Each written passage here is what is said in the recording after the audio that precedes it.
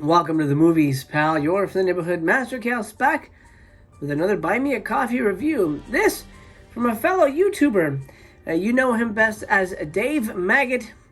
I know him also as Dave Maggot, but now I know him as David McDonough, filmmaker extraordinaire. What the hell are we going to be talking about today? Well, we're talking about his movie Groundhog from 2017, written and directed by David McDonough.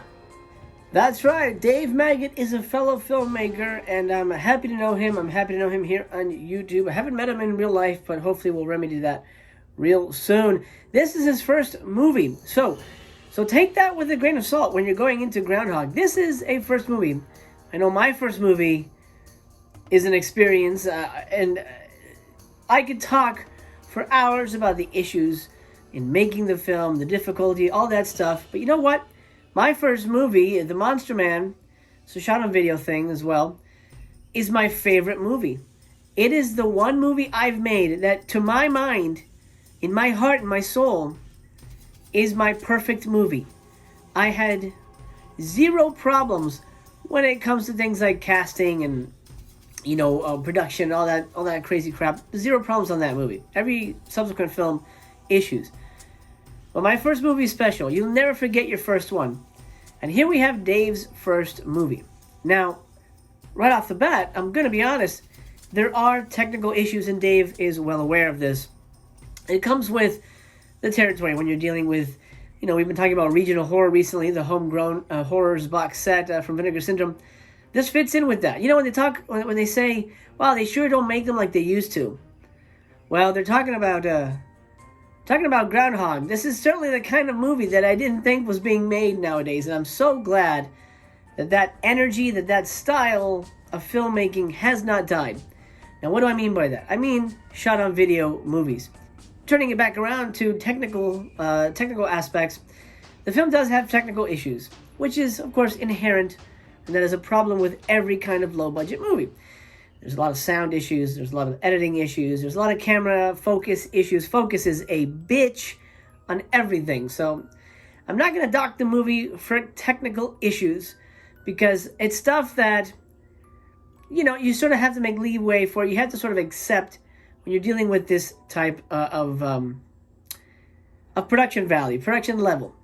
And that's fine. I'm not here to shit on anything because I can sympathize. A lot of critics probably can't because they've never been at that level and they've never understood the hardships, the struggles of technology versus your fucking creativity, which is unfortunately always at odds. They're never of a piece unless you have millions and millions of dollars, in which case, go at it, Chris Nolan. Groundhog, what is it about? This is a very interesting movie, very unique movie when it comes to I guess the best way to describe it is as a slasher, but doesn't begin as a slasher. Groundhog is the story of a man who, when we meet him, I assume he's a news cameraman, like a news station cameraman. His girlfriend is a reporter. They're covering the Groundhog Day event, February 2nd. Is the groundhog going to see his shadow? If it does, we're going to see, 6 weeks of winter. Well, the opening scene features a stuffed groundhog. And at first I'm like, is this a joke? And then they're going to pull out the real groundhog? Well, they don't. It's a stuffed groundhog. And then I realized, okay, now I know what kind of movie I'm dealing with. And I just kind of settled back and took off my my Cahiers du Cinema critics hat and put on my Joe Bob Briggs hat. The film isn't really about a groundhog right off the bat. That's not really a spoiler. It's not about a groundhog, but it's sort of... Well, let's just say the groundhog is central to the story. There's a camera guy, his girlfriend, is killed by a snowplow a little later, right after that scene. And it's because of winter. Because the goddamn groundhog said, hey, there's going to be 6 weeks of winter. So fucking groundhog, it was your fault that the girlfriend died.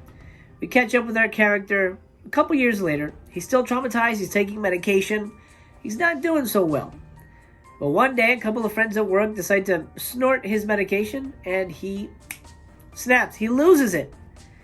And he goes on a killing spree. And so now the movie has gone from a traumatic groundhog-based murder, not a murder, I guess death. We'll go with death. and this guy's, inner turmoil and trauma. He has nightmares. He sees his mangled girlfriend on his bed. Great special effects and that stuff. And the opening here, there's great special effects throughout, which I was really impressed by, because those were really expensive. They can be really expensive, and they can be really hard to shoot. Really hard to shoot. Ridiculously hard to shoot, actually. So Dave, hats off, special effects wise. Anyway, he goes on a killing spree. So the movie begins about starts off as a Groundhog Day, kind of seems like a goofy horror comedy with some tragic events, and then it morphs into a slasher movie where the boyfriend snaps, dresses like a groundhog, and goes on a killing spree, eventually leading him to the, which I believe is a bed and breakfast or a museum that has said groundhog, because he's looking for revenge, and anybody that gets in his way will meet a very bloody end. This is a very bloody movie, of course, but it's all sort of done tongue-in-cheek, which I think is the right way to go. It's not a movie you can take 100% serious. I don't think it's designed to be 100% serious. I'm going to give it 3 stars. I'm giving it 3 stars for various reasons, and I'll explain why. Number one, it reminds me of the movies I used to make with my friends. It reminds me of my first movie. So it sort of hits a nostalgia button. Number two, there's a lot of effects in this. Effects are hard to shoot. Effects are hard to handle. Effects are tricky as hell to pull off. And for the most part, I'm not saying these are perfect, Rob Bottin, Tom Savini effects, but they're, for the level of production that we have here, they're pretty damn nice. So that gets a star right there. And the third star goes really for the bonkers script. Now, I'll be honest, it's not a perfect script. And I think maybe with the right actors, it probably could have shown a little better.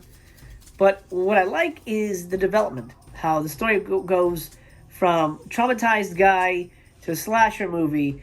I like that transition. There was something very unique about that.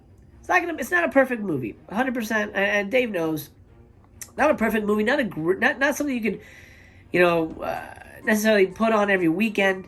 But if you like Dave, if you like regional, grindhouse type movies, this is a fun ass watch, man. I really enjoyed myself, and it's really fast. 59 minutes flies by. And the ending, we're not going to get into that. I don't want to spoil anything, but not sure if there's a sequel in the works. I'll talk to Dave. Maybe there is. I don't know. I'm not saying there can be. I'm just saying I'd watch it if it existed. So 3 stars for me for Groundhog by David McDonough. Now, if you wanted to watch this movie, how could you watch it? Fortunately, it doesn't have a traditional distribution route. The only way to get a copy of it is to contact Dave. So what I'm going to do, in the description down below, I'm going to put a link to his YouTube channel. In case you don't know him, go, drop him a sub. He's been around forever. Drop him a sub, put a like on a couple of his videos. And if you're interested in, getting your hands on the movie, reach out to him. Dave's the guy who will hook you up with a DVD. It's the only way to get it. It's a fun movie. I think I've been showing the trailer, so you see what you're gonna get. If that sounds like something that's gonna ring your bell, then I suggest you check it out. But I will warn you, it does have the issues of an indie movie, a first-time indie movie. Sound issues, editing issues, focus issues, all that stuff. If that stuff bugs you, then I understand if you'd rather pass. Okay, my friend, that's it. That's my review for Groundhog. I hope you enjoyed that. I had certainly a wonderful time watching this film. It reminded me of the good old days of filmmaking when there were no rules, but still, you had to abide by the rule of the universe, which is Murphy's Law. Anything can happen, and anything will happen to a filmmaker with no money. And even if you have money, shit happens. Anyway, my friend, it's time to close the theater down. This has been your friendly neighborhood Master Chaos. I'm going to grab the curtain here, throw it across the silver screen, and clean up all this popcorn and soda that's been spilled.